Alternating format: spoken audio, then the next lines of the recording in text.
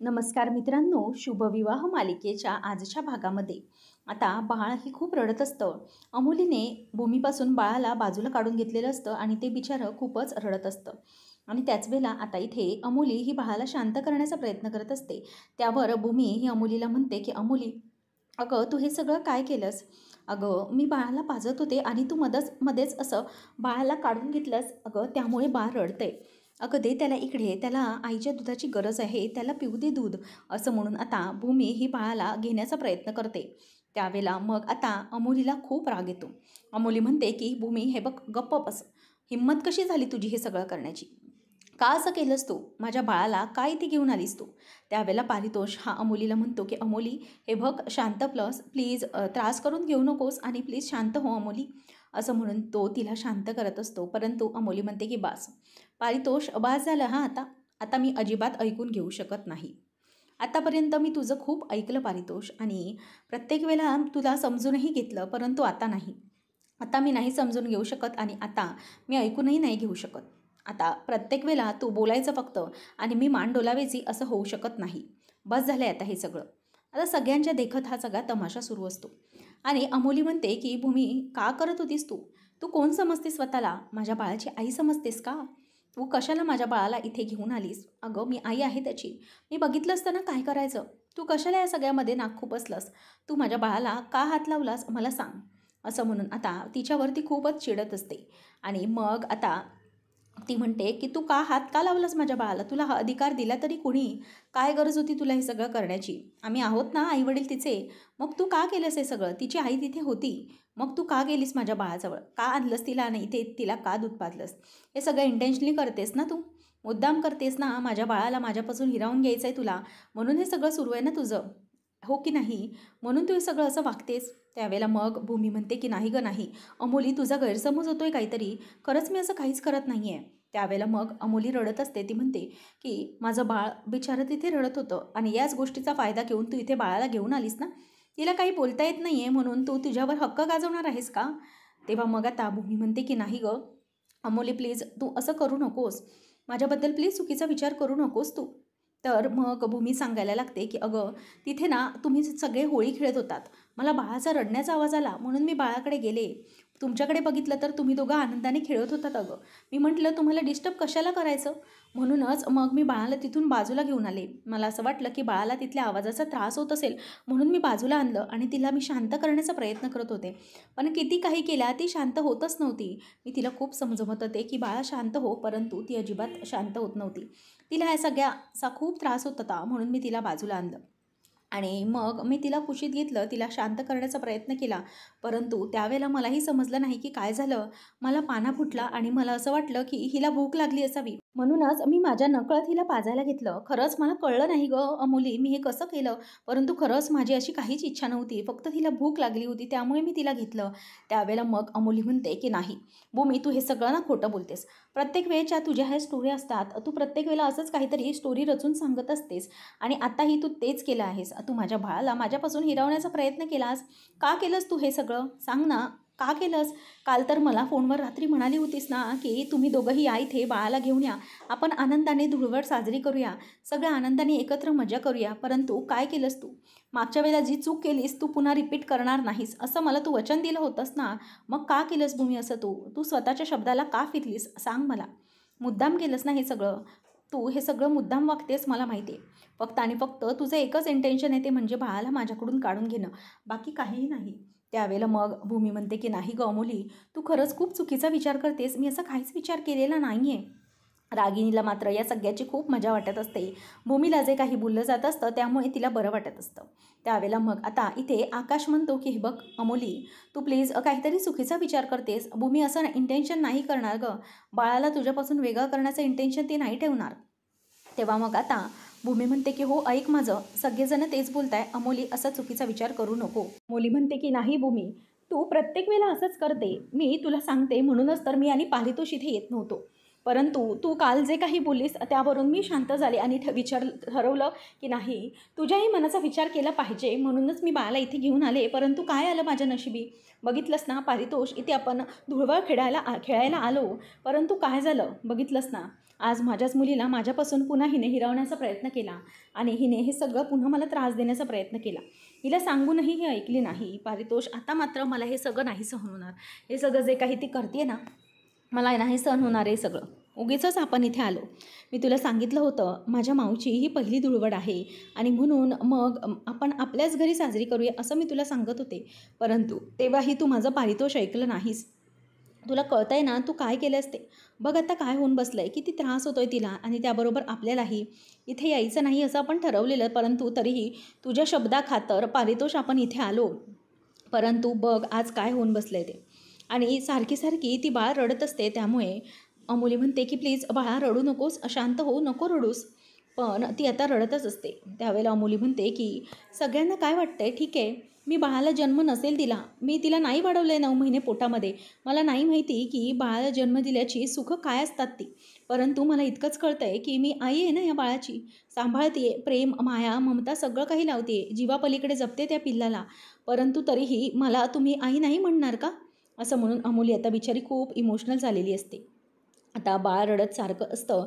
त्यामुळे मग भूमी म्हणते की हे बघ ना, ते पिल्लू रडतंय, बघ ना खूप रडतंय ते. तेव्हा मग अमोली म्हणते की भूमी हे बघ बाजूला हो, अजिबात माझ्या बाळाला तू हात लावायचा नाही आहेस. तेव्हा मग रागिनी म्हणत असते की हे बघ अगं अमोली, तुला जसं वाटतंय ना तसं काहीच नाही अगं बाळा. भूमी, तू म्हणतेस त्या प्रकारे भूमी अजिबात वागत नाही आहे. जे काही बोलतेस ते खरंच खूप चुकीचं आहे. आमची भूमी अशी नाही आहे, असं रागिनी तिला बोलून दाखवत असते. त्याच वेळेला मग आता इथे भूमी म्हणते की हे बघ अगं ऐक माझं, अमोली असं करू नकोस, अगं बाळ रडतंय, त्याला खूप त्रास होतो आहे. तेव्हा मग आता लगेच तिला अमोली म्हणायला लागते की हे बघ, तू तिला पिल्लू वगैरे अशी अजिबात हाक मारायची नाही आहेस. मी तुला सांगितलं आहे ना की तिला आम्ही मनीमाऊ म्हणतो, मग तूही तेच बोलायचं आहेस. उगीचच स्वतःच्या मनाची त्या बाळाला नावं देऊ नकोस. मला माहिती आहे सगळं तू मुद्दाम करतेस. तेव्हा मग भूमी म्हणते की अगं अमोली ठीक आहे, तू जसं म्हणशील तसं, परंतु प्लीज अगं त्या बाळाला भूक लागली, त्याला दे इकडे. अगं त्याने अर्धवट दूध प्यायलं आहे, त्याचं पोट पुरतं भरू देत, त्यानंतरच वाटलंस तर तू घेऊन जा, मला काहीच हरकत नाही. परंतु त्या बाळाला बघ ना किती त्रास होतोय, अगं रडतंय ते बिचारं. त्यावेळेला मग आता अमोली म्हणते की हे बघ भूमी, हात नाही लावायचास माझ्या बाळाला, तू लांब हो माझ्यापासून, अजिबातच हे सगळं करायचं नाही आहे. मी तुला सांगितलं ना पारितोष, या भूमीचं काय इंटेन्शन आहे ते, हेच आहे तिचं सगळं. म्हणजे तिला फक्त बाळाला हिरावून घ्यायचं आहे, म्हणजे तिला बाळाला स्वतःची सवय लावून घ्यायची आहे.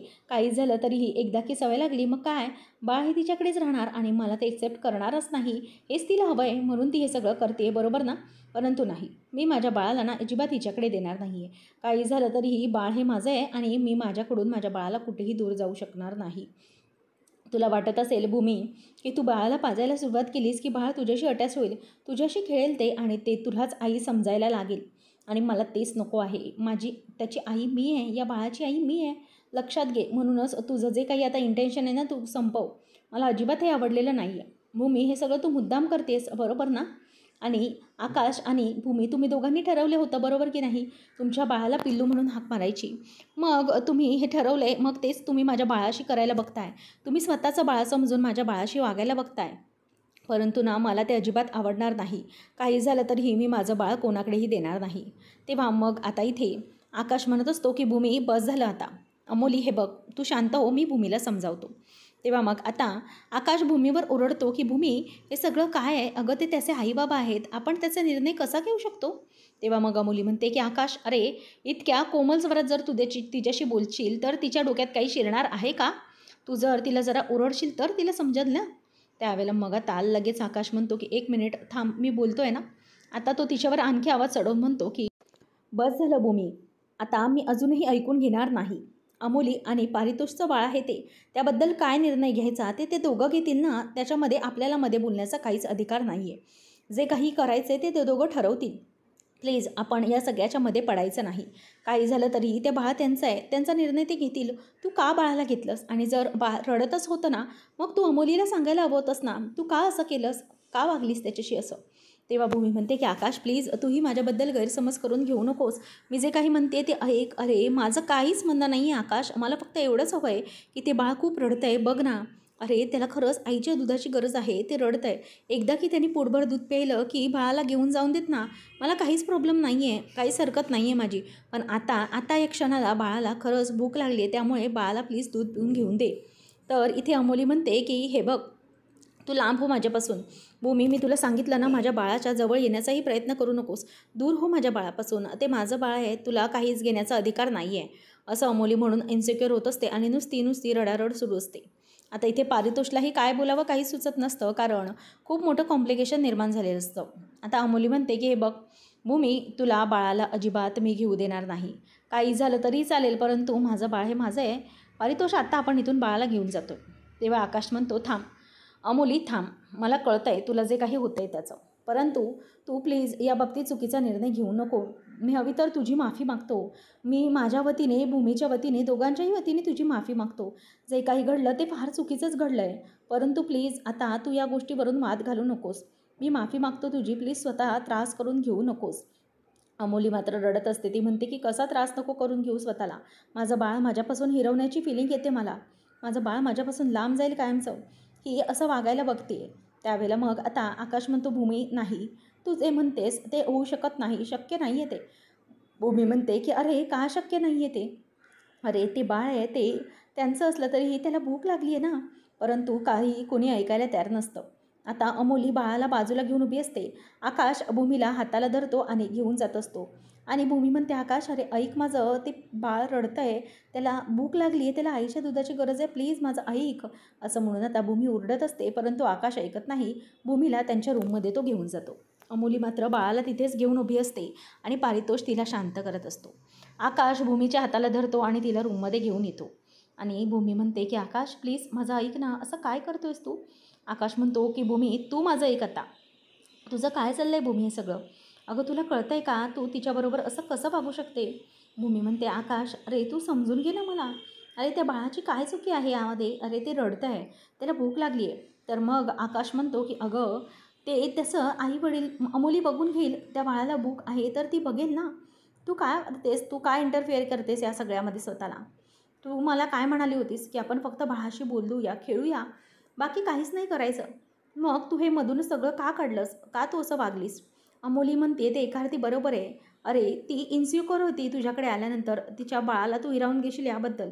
परंतु तरीही पारितोषच्या म्हणण्यानुसार, माझ्या म्हणण्यानुसार ती इथे बाळाला घेऊन आली, हो ना? मग तू याच गोष्टीचं समाधान मानायला हवं होतंस ना. तू का करतेस? त्या बाळाला स्वतःमध्ये का गुंतवून घेतेस तू? तुला हे सगळं करणं खूप चुकीचं वाटत नाही आहे का भूमी? अगं इतकं चुकीचं वागू नकोस भूमी.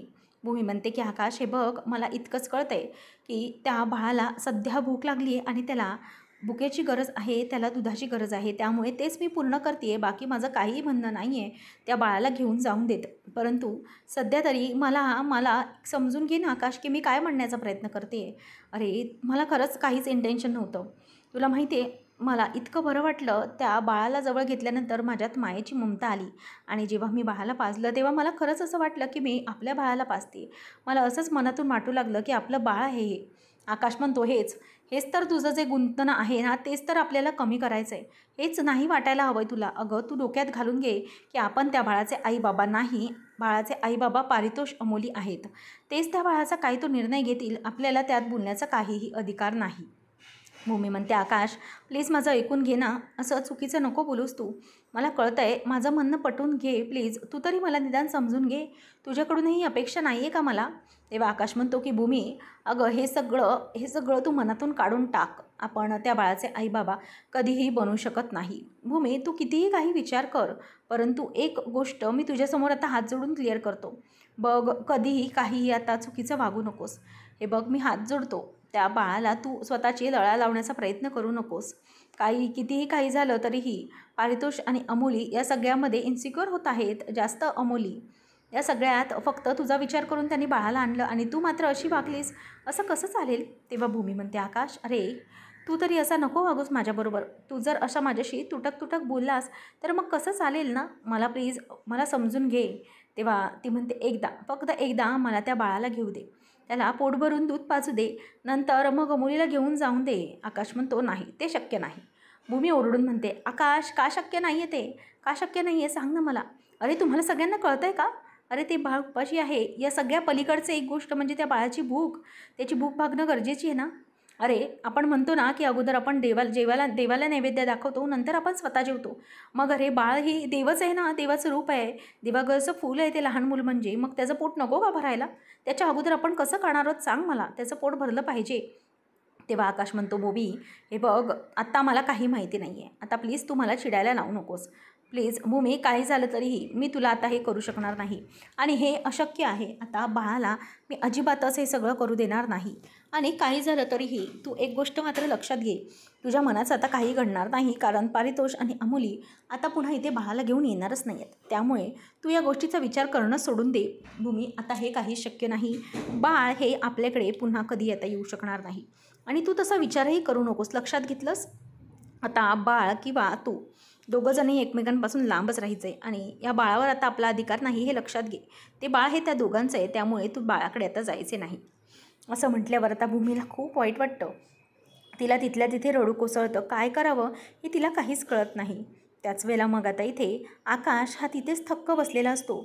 काय बोलावं काय करावं हे त्याला कळत नाही. भूमी तिकडेच गळल्यासारखी पडून राहते आणि तिच्या डोळ्यामध्ये पाणी यायला लागतं. आता काय करू काय नाही हे भूमीला समजत नाही, कारण बाळापासून पूर्णपणे तुटली गेलेली भूमी आता तिला त्रास होत असतो. आकाश जे काही बोलला आहे त्याचं तिला आता खूप वाईट वाटत असतं. तेवढ्यात तिथे अथर्व येतो आणि म्हणतो की आकाश, भूमीताई प्लीज तुम्ही जरा खाली चला. आकाश विचारतो काय झालं आहे. त्याच वेळेला आता इथे अथर्व म्हणतो की बाळाची तब्येत अचानक बिघडली, त्या बाळाचा श्वास मंदावला आहे, काय होतं काहीच करत नाही, डॉक्टर आलेत, प्लीज तुम्ही पण खाली चला. आता भूमीलाही धक्का बसतो. अचानक बाळाची तब्येत बिघडली त्यामुळे तीही घाबरते. आकाश भूमी खाली उतरतात. आता डॉक्टर आलेले असतात आणि त्या बाळाला तपासत असतात आणि या सगळ्यामुळे त्यांना खूपच सगळ्यांना त्रास होत असतो. बाळ आता बिचारं झोपलेलं असतं, ते शुद्धीवर येत नसतं, त्याला खूपच त्रास व्हायला सुरुवात झालेली असते. त्यावेळेला अमोली म्हणते की काय झालं आहे बाळाला, खरंच कळत नाही आहे. आत्ता रडत होती हो, आत्ता रडत होती, तिचा श्वास चालू होता, नेमकं काय झालं आहे काहीच कळत नाही. मी सांगितलेलं ना तुला पारितोष, आपण इथे नको येऊया. आपण जर इथे आलोच नसतो तर हा सगळा प्रॉब्लेमच झाला नसता ना. आपल्या बाळाला बघ किती त्रास होतो या सगळ्यामुळे, आपण इथे उगाच आलो असं ती म्हणते. त्यावेळेला भूमी आणि आकाश धावत येतात. भूमी बाळाकडे येते आणि डॉक्टरला म्हणते की डॉक्टर काय झालं आहे नेमकं, हिला कसला त्रास होतो आहे, आता ही व्यवस्थित होती डॉक्टर. असं म्हणून आता भूमी ही बाळाला बघण्याचा प्रयत्न करत असते आणि अमोली ही रडत असते. बाळाला काय झाले हे कोणाला काहीच कळायला मार्ग नसतो. अचानक महाजनांच्या घरी येऊन बाळाला त्रास सुरू झाला आहे म्हणून अमोली पारितोषला ओरडत असते. तेव्हा पारितोष विचारतो, डॉक्टर सांगा ना काय झालं आहे. तेव्हा मॅडम म्हणतात की कसं आहे ना, आपण तिला शिशुसूत्र आहार चालू केलेला, परंतु मला असं वाटत नाही आहे की तिच्यावर या सगळ्या शिशुसूत्र आहाराचा काही फरक पडतो आहे. खरं तर या सगळ्यामुळे तिला बरं वाटत नाही आहे, तिची पोट भरले जात नाही. या उलट तिला आईच्या दुधाची गरज आहे, तिला ते दूध मिळालं पाहिजे, असं सगळं ती म्हणत असते. त्यावेळेला आता डॉक्टर मॅडम म्हणतात की खरंच हिची तब्येत आता खूप खालावली आहे मिस्टर पारितोष. मला असं वाटतंय ना की सध्या तरी बाळाला आईच्या दुधाची सगळ्यात जास्त गरज आहे आणि ते जे म्हणणं आहे ते पूर्ण केलं पाहिजे. त्यावेळेला मग आता भूमी पटकन म्हणते की मी आहे ना, मी बाळाला पाजेन. असं म्हटल्यावर आता इथे अमोली रागाने भूमीकडे बघायला लागते आणि त्याच वेळेला आता भूमीने असं म्हटल्यामुळे सगळेजण भूमीकडे बघतात, कारण बाळाला जो काही त्रास होत असतो त्याचं पोट भरत नाही म्हणून होत असतो. परंतु इथे भूमीने मी वाचते म्हटल्यावर इथे आता अमोलीचा मात्र जळफळाट होत असतो. आता देवाने भूमीच्या बाजूने न्याय दिलेला असतो. बाळाला भुकेची गरज असते दुधाची आणि भूमीला बाळाची, त्यामुळे आता देवाने इथे बरोबर अगदी न्याय केलेला असतो. पुढच्या भागामध्ये आपल्याला पाहायला मिळतं, आजी आकाशला विचारत असते की डॉक्टर काय म्हणाले आहेत भूमीच्या बाबतीत, ती ठीक तर होईल ना. त्यावेळेला आता इथे आकाश म्हणतो की आजी, डॉक्टरांनी सांगितलं आहे की भूमी ही जेवढी बाळाच्या सहवातात राहील ना तेवढ्यात तेवढे जास्त भूमी ही रिकवर होईल आणि सगळं तिला व्यवस्थित होईल. आता त्या दोघांचंही हे बोलणं रागिनीने ऐकलेलं असतं. भूमी ही बरी होणार याच भावनेने रागिनीला खूप चीड आलेली असते आणि ती तिथेच रागाने बघत असते. नंतर किचनमध्ये जेव्हा पौर्णिमा येते तेव्हा भूमी तिला विचारते की काय गं पौर्णिमा, रात्री तू काय बडबडत होतीस, म्हणजेच भांगेच्या नशेमध्ये, की भांग प्यायली होतीस का तू, बोलत होतीस की आईने तुझ्या बाळाला म्हणजे माझ्या बाळाला असं काय तरी बोलत होतीस, तू काय बोलत होतीस नक्की. तेव्हा पौर्णिमा म्हणते की मला नाही माहिती मी काय बोलत होते ते, मला काहीच माहिती नाही आहे. असं म्हणून ती आता फ्रीजमधून पाण्याची बाटली घेते आणि नंतर गपचूप बाहेर निघून जाते. तिथे मनू आणि भूमी दोघीजणी असतात. पौर्णिमा ही गपचूप बाहेर निघून गेलेली असते. त्याच वेळेला आता मनूला भूमी सांगते की मला असं वाटतंय ना की नक्कीच काहीतरी ही पौर्णिमा माझ्यापासून लपवण्याचा प्रयत्न करत आहे. असं काहीतरी आहे जे ती मला सांगण्याचा प्रयत्न करत होती, परंतु ते ती मला सांगू शकत नाही आहे. मला ना म्हणू आतून असं फिलिंग येतंय की कदाचित मी त्या हॉस्पिटलला गेली पाहिजे आणि जेव्हा मी त्या हॉस्पिटलला जाईन आणि तिथल्या त्या नर्सला भेटेल ना, तेव्हा मला असं वाटतंय की या काहीतरी गोष्टीचा उलगडा होऊ शकेल. आणि जेव्हा मी हॉस्पिटलमध्ये जाईन तेव्हा जी नर्स मला भेटेल ना, त्याच वेळेला मला आत्याच्या बाबतीत काहीतरी नक्कीच ठोस पुरावा तिच्याकडून मिळेल आणि ती जे काही म्हणते ना, ते मला नक्कीच कळेल. याचा अर्थ की हे जे काही घडले ना, या सगळ्याच्या मागे नेमकं कोण आहे आणि आत्याचा या सगळ्यामध्ये काय हात आहे, असं त्या नर्सला भेटल्यानंतर मला सगळं सत्य जाणून घेता येईल. म्हणून भूमी असा विचार करते की एकदा त्या नर्सला हॉस्पिटलच्या भेटलं पाहिजे जिथे भूमीची डिलिव्हरी झाली होती आणि तिकडूनच काहीतरी सत्याचा सुगावा लागेल असं भूमीला आता कळलेलं असतं. आणि रागिणीवर तिला आता पुन्हा संशय येऊ लागलेला असतो. आता नेमकं पुढे काय घडणार, भूमी या ज्या सगळ्या गोष्टी आहेत या गोष्टी रागिणीनेच घडवून आणल्या आहेत हे सगळे सिद्ध करणार का, आणि हे जे पुरावे सापडल्यानंतर नेमकं पुढे काय होणार आणि पुन्हा भूमीचं बाळ हे भूमीकडे येणार का, हे पाहणं रंजकतेचं ठरणार आहे. अशाच मालिकांचे अपडेट जाणून घेण्यासाठी आजच आपल्या चॅनलला सबस्क्राईब नक्कीच करा. धन्यवाद.